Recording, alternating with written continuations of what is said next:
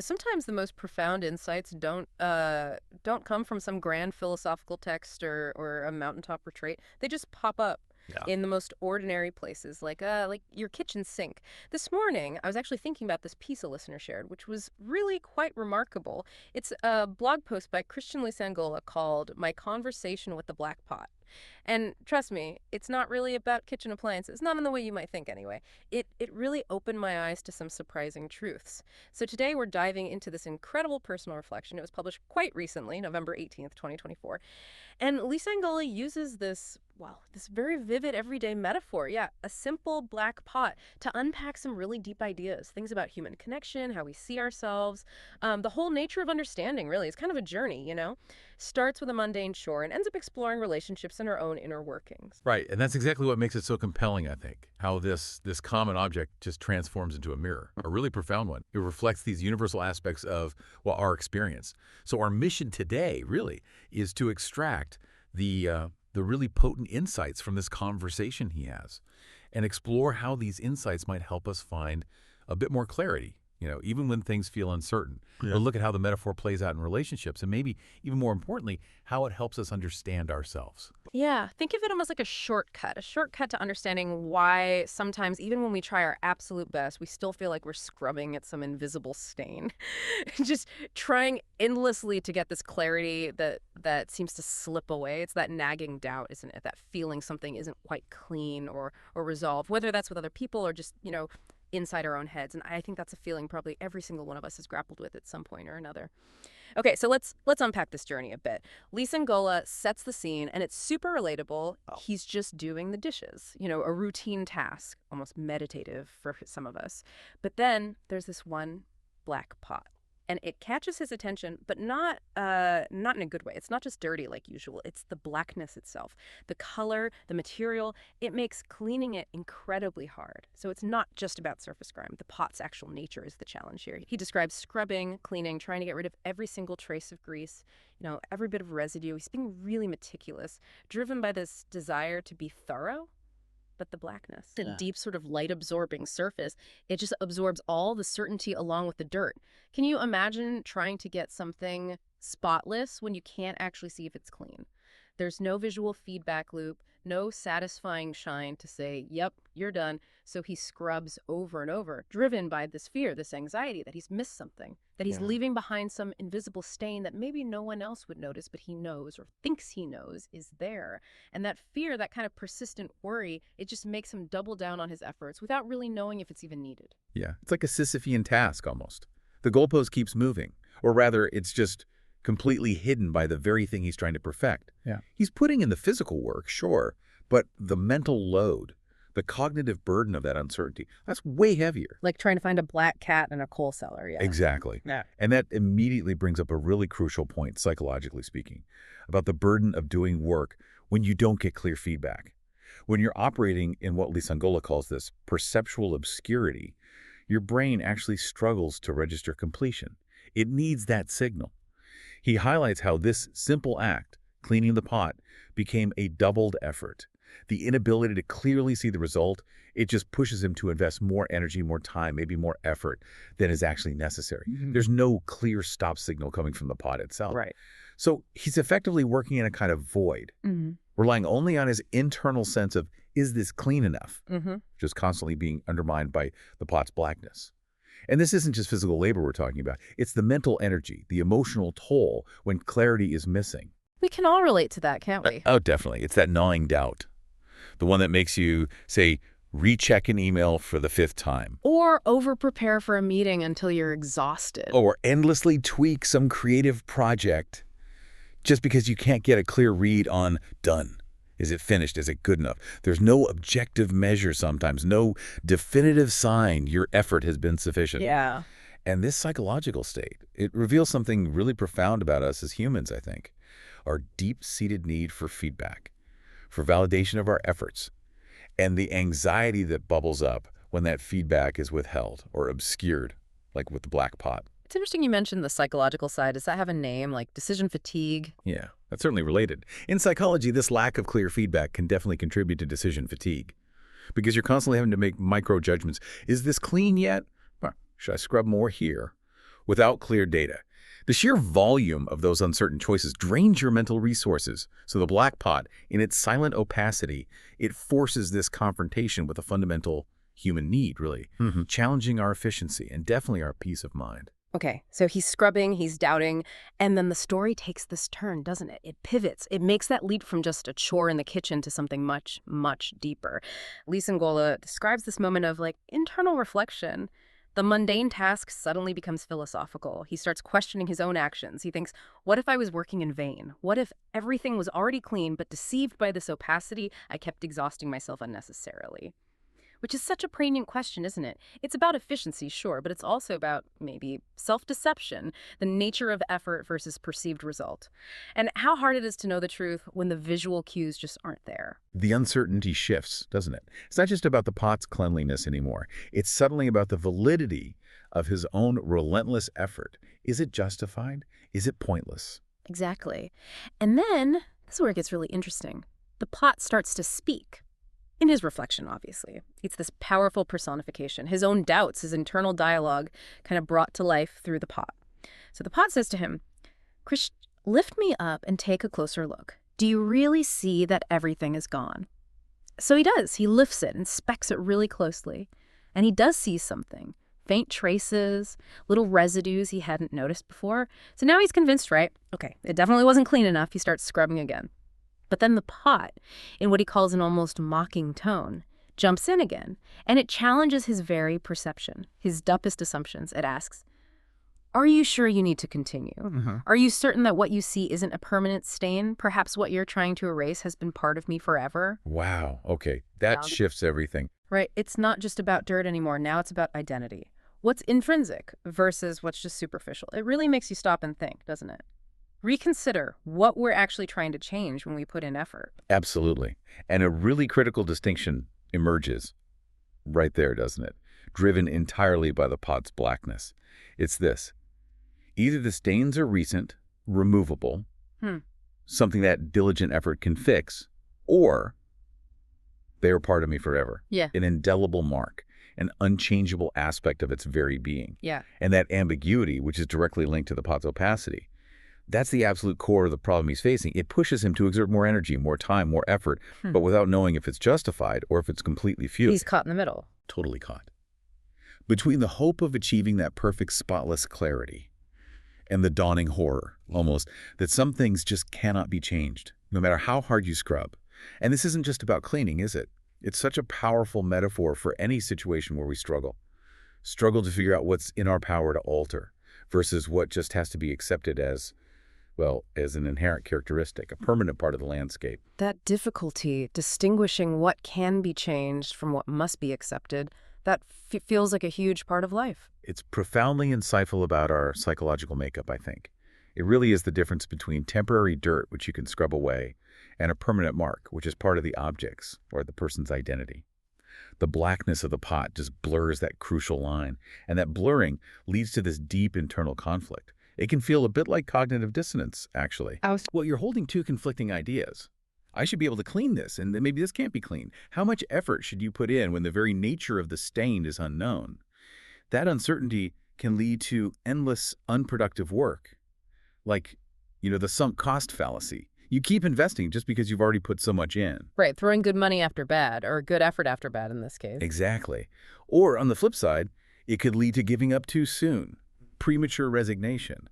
So it forces us to really confront our own assumptions about change, about effort, about acceptance, especially when reality is unclear. It pushes us to ask, am I trying to erase a flaw here, or am I fundamentally attacking the essence of this thing? Okay, so this whole internal dialogue, this struggle with the pot, it suddenly clicks for Lisangola on a much bigger scale. He realizes this wasn't just about a kitchen utensil. It wasn't some weird, isolated incident. It was pointing towards a universal truth, a kind of aha moment where the literal thing just becomes this deep metaphor. Yeah, bridging that gap between a simple chore and the really intricate dance of human connection. Absolutely. It becomes about how we interact with other people, how we see relationships, and all those hidden complexities that lie beneath the surface. And he makes the connection very directly. He says, some people, like this pot, plunge us into uncertainty. It feels like there's always something else to fix with them, something left to clean even after we've done our absolute best. These people, whether they mean to or not, they just don't give us a clear picture of what they think or how they really feel. So we're left guessing, interpreting silences, constantly wondering, did I meet their unspoken expectations or did I accidentally upset them? It's that perpetual feeling of never quite being done in the relationship, isn't it? Like it never reaches a state of settled clarity. Exactly. Have you ever had that? Like a friend or a colleague, maybe, where no matter how much you try to understand them or accommodate them, you still feel like you're just walking through fog. You keep asking, you keep probing, you adjust your own behavior, but you never quite get a firm handle on where you stand or what they actually want. Oh, absolutely. And that's a really common dynamic, I think, and often incredibly exhausting. Mm. If we connect this back to the bigger picture, it describes a pattern where we just invest and invest, pouring our energy, our emotions, our time into trying to understand someone or please them Mm-hmm. without knowing if our efforts are actually making any difference at all. Mm-hmm. Think about friends or loved ones or colleagues who, maybe just by their nature, or maybe it's a habit, they conceal their true feelings. They operate just like that black pot, don't they? Hiding what's inside. Their inner landscape is veiled. Yeah. And they leave us in doubt, pushing us, keep trying to fix mistakes that maybe don't even exist anymore, or to keep apologizing, keep seeking approval, without any clear sign that our efforts are landing or are even needed. It's a draining cycle. Incredibly draining, because that Yeah. lack of clear feedback forces us into this state of continuous, uncertain effort, desperately seeking some kind of resolution that just stays out of sight. It's a fundamental challenge in communication, really. When clear signals are absent, one party gets pushed into endless interpretation and effort. But then he flips it, right?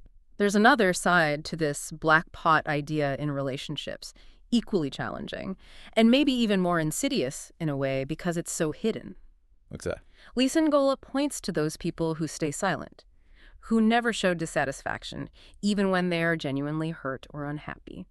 They let us believe everything's fine. They maintain this facade, contentment or just neutrality. But as he says, deep down, they accumulate unspoken resentments, hidden wounds. Ah, okay. The silent accumulators. Exactly. And we, the other person, we're totally unaware. We just carry on interacting with them, thinking everything's okay, oblivious to these invisible, uncleaned marks, the emotional residue that's just quietly building up inside them. We might think the relationship is perfectly fine, and then, bam, out of nowhere, maybe there's a sudden explosion of pent-up anger, or just a quiet, inexplicable withdrawal. They just pull away. And you're left wondering, what on earth just happened? Precisely. How often do you find yourself wondering if you've truly understood someone, or if there's some unspoken issue just lurking beneath the surface? It's that really uneasy feeling, isn't it, that maybe you're walking on eggshells you don't even know are there.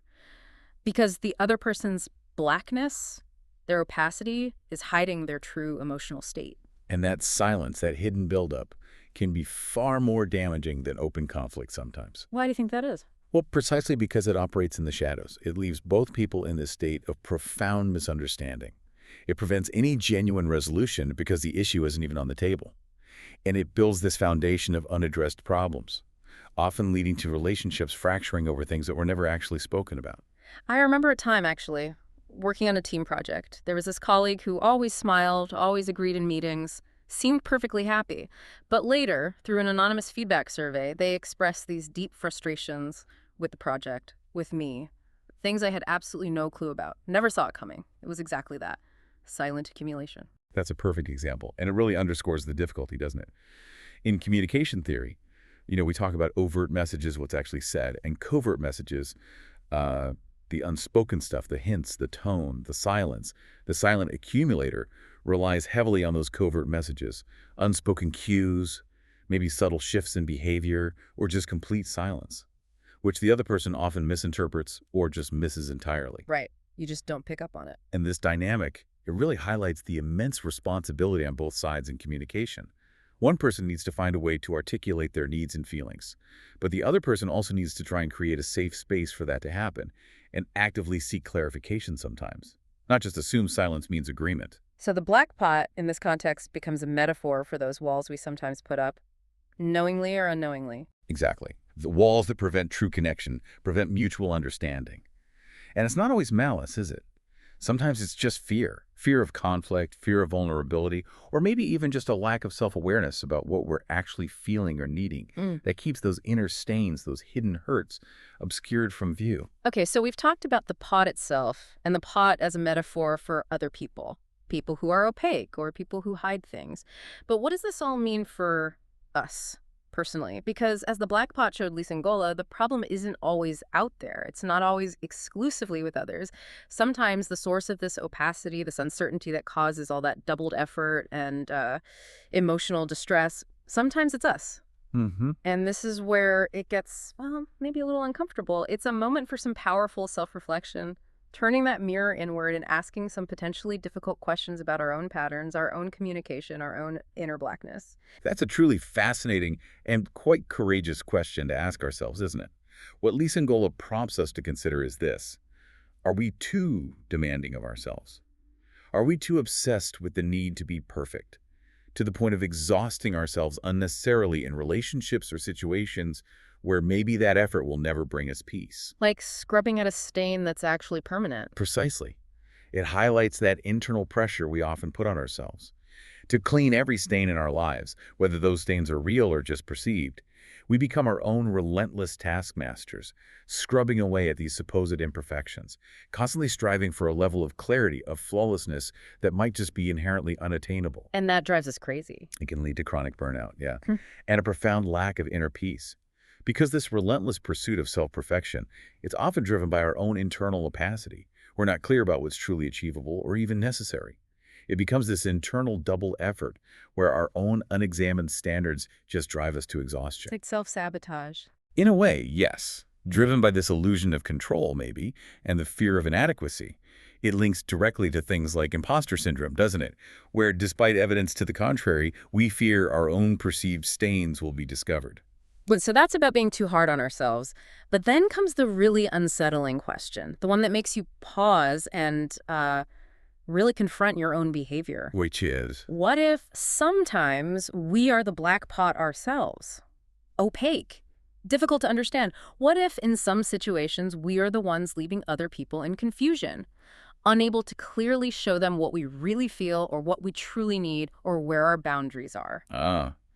so just as Lisangola struggled to read the pot, others might be struggling to read us. Exactly. Maybe we're unknowingly creating that same frustrating uncertainty for the people around us, forcing them into that doubled effort of trying to understand us without even realizing the burden we might be placing on them. That's a heavy thought. It is.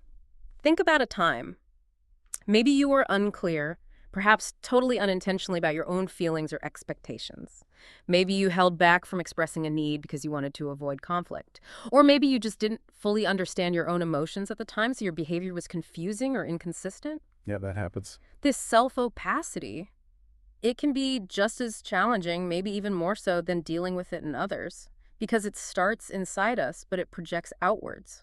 It shapes our relationships in ways we might not even be aware of.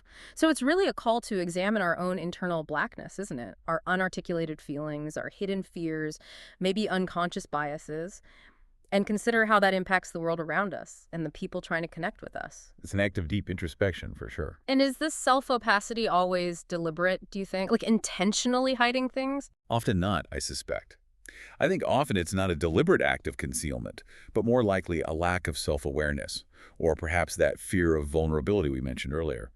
We might have parts of ourselves that are so deeply ingrained, so much like a permanent stain of our being, that we don't even recognize them as distinct things, let alone communicate them effectively. Things we take for granted about ourselves. Exactly. Or, conversely, we might be hiding stains we believe are removable and we're constantly scrubbing at them internally. But in doing that, we inadvertently obscure our true selves from others. So it demands a kind of radical self-honesty. I think so, where we acknowledge our own complexities, our own inherent blackness, and learn to articulate it or at least acknowledge its presence to those who care about us. Okay, so he's grappled with the pot, with others being opaque, with being opaque himself.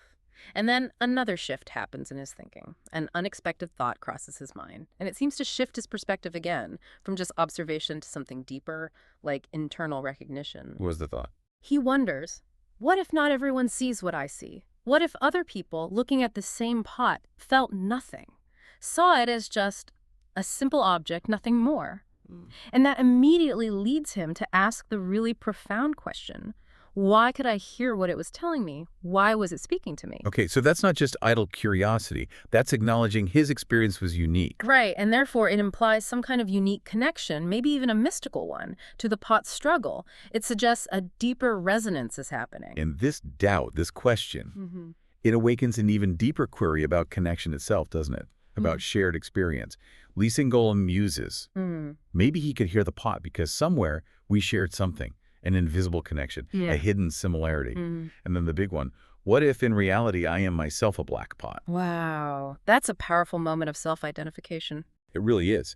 It suggests that his very ability to perceive the pot's struggle with opacity, to feel it, it stems from his own experience of that same state. Our discernment of certain struggles or blackness in others might not just be neutral observation. It might be a mirror, Reflecting our own nature. reflecting our own inherent nature, yeah.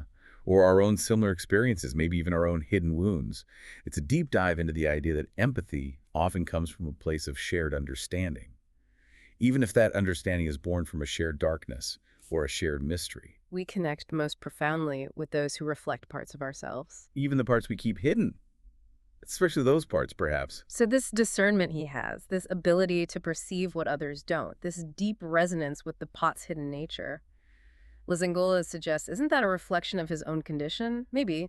Like the pot, he feels surrounded by an opacity that doesn't easily reveal his truths. Maybe, like the pot, he carries marks that others can't erase. Deep, old scars. Scars that only someone with the same nature could recognize. Exactly. Someone who has walked through a similar kind of blackness could truly recognize and understand them. It's about finding the solidarity, isn't it, in shared, unspoken complexity, in the parts of ourselves that stay veiled, those subtle currents flowing beneath the surface. It's almost as if the pot became a kind of spiritual kin to him in that moment, speaking a language only he could understand because on some level he spoke it himself. It reminds me of that adage. Only similar souls recognize each other. Yeah. It speaks profoundly to that. It implies that what seems opaque and mysterious to other people, what they might just dismiss as a simple object with no deeper meaning, it might not be opaque or mysterious to us. Why? Because maybe we're familiar with that particular darkness. Because we too are perhaps an enigma to those who try to understand us. We carry our own hidden depths, our own unerasable marks. So our ability to perceive the black pot in others is actually a recognition of our own black pot nature. In this sense, yes. It's an intimate connection forged not in perfect clarity, but in that shared, complex obscurity. It's recognizing a shared humanity, really, in the struggle for understanding both of ourselves and of others. Okay, so if we accept that, if we recognize this shared blackness, what does that mean for how we act? What if, instead of always trying to clarify everything, always trying to scrub away every perceived stain in ourselves and in others, what if we should learn to accept that some things, some people, some aspects of ourselves will always remain veiled? Acceptance of mystery. Yeah, that there are things that can only be truly understood, perhaps, by being a black pot oneself. That's a radical shift, isn't it? From chasing absolute transparency to accepting inherent mystery. It feels like it. Recognizing that sometimes the deepest understanding doesn't come from perfect light, but from sharing the experience of that profound, intricate blackness we all carry. It's not about giving up on understanding. No, not at all. It feels more like a more mature, maybe more compassionate form of knowing. Have you ever felt that? Truly understood by someone who just seemed to get you, your complexities, your nuances, without you having to spell everything out. Yeah, definitely. Perhaps it was because they, too, recognized a piece of their own black pot in yours, and that fostered a connection that went beyond just words. A connection forged in the unspoken. In the shared experience of being both deeply understood and yet somehow still inherently mysterious. Yeah, a connection forged in the shadows, not just the light. It really shifts the paradigm, doesn't it? From this relentless quest for absolute knowledge about others or ourselves to cultivating empathy instead. If we can accept that not everything needs to be perfectly illuminated to be understood or connected with, we open ourselves up to different ways of relating. Building bridges into the unknown. Rather than trying to clear-cut a perfect illuminated path through it. Yeah. It's a move towards embracing ambiguity, which psychologically is a key trait for resilience and emotional intelligence. Okay, so bringing all these threads together, the pot, the relationships, the self-reflection, the shared nature. The black pot taught Lisangola one final essential thing, a piece of wisdom that seems to crystallize everything. And this, for me, feels like the real actionable takeaway, the ultimate insight from this whole deep dive into a simple kitchen encounter. And what's that core lesson? It seems to be about knowing when to stop scrubbing. Ah, acceptance again. But more active, perhaps. It raises that important question about acceptance, wisdom, and how we use our energy, our personal resources. It's about learning when to stop, to recognize that some efforts, even though they seem totally justified by our desire for clarity or perfection, they are ultimately in vain. Because the stain is permanent. Because some stains simply cannot be erased. They aren't dirt. They're intrinsically part of the object's nature, its identity, its core being. And, crucially, that we must learn to live with them, to accept their presence as part of the whole picture. It's a powerful lesson in distinguishing, isn't it? Between what is within our control to change and what just requires, well, profound acceptance. It's often called radical acceptance in therapy contexts, yeah. And that's liberating. It can be incredibly liberating. It frees you from that endless, fruitless cycle of trying to fix the unfixable, both in other people and within ourselves. It allows us to redirect our precious energy towards what truly matters, what can genuinely be influenced, rather than just endlessly scrubbing at the unchangeable parts. And above all, Lisangola concludes, we have to learn to look at ourselves with that same honesty, that same discernment we applied to the black pot. Meaning? Meaning, if we don't know ourselves, if we don't understand our own intrinsic stains, our own inherent blackness, those parts of us that are unchangeable or maybe just obscure even to us, then we risk spending our whole lives cleaning stains that never even existed. Or trying to erase fundamental parts of who we are, fighting our own nature. Exactly. It's a call for profound self-awareness, to understand our own makeup, our own boundaries, our true nature, and crucially, what really defines us versus what's just surface noise. And the liberation that comes from shedding that burden? The burden of trying to fix the unfixable, both in others and ourselves, through genuine self-awareness. That's immense. Yeah, it allows us to accept ourselves and others more fully, moving from that place of constant struggle towards one of more genuine, peaceful coexistence with complexity. Finding peace not necessarily in pristine clarity. Right. But in knowing what's truly clean, what can be clean, and what is simply fundamentally you or them. Yeah. So, wow. From a simple kitchen chore, Christian Lisangola really took us on an incredible deep dive, didn't he? Into the complexities of human connection, the challenges of opacity in relationships, that profound journey of self-reflection. It's a powerful reminder, I think, that sometimes the answers aren't found in trying harder or scrubbing more fiercely or demanding perfect clarity from everyone and everything. But maybe just in seeing clearer, seeing ourselves and others more clearly, including all the beautiful, intricate blackness that's part of the picture. It's about discernment, acceptance, and ultimately, yeah, self-knowledge. Which leaves us with a pretty compelling thought to chew on, doesn't it? What's that? Well, if we accept that each of us, and perhaps every relationship we have, contains some kind of black pot element. An inherent opacity, maybe an unerasable stain, an unrevealed truth. If we accept that, how might that fundamentally change the way we approach understanding and empathy, and ultimately maybe finding peace in our interactions? What if true connection isn't actually about achieving perfect, spotless clarity and wiping away every single perceived flaw? But what if it's more about embracing that beautiful, complex blackness that we all share? And finding profound understanding within that shared, intricate mystery. Perhaps the most beautiful connections are the ones where we truly see and accept the whole unscrubbed pot. We really hope this deep dive into my conversation with the black pot gives you plenty to think about. Maybe a new lens to look through as you go about your day. We'd encourage you to reflect on your own black pots, in your relationships and within yourself.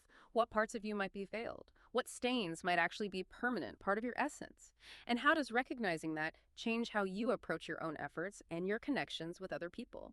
Until next time, keep digging, keep questioning, and keep exploring your own deep dives.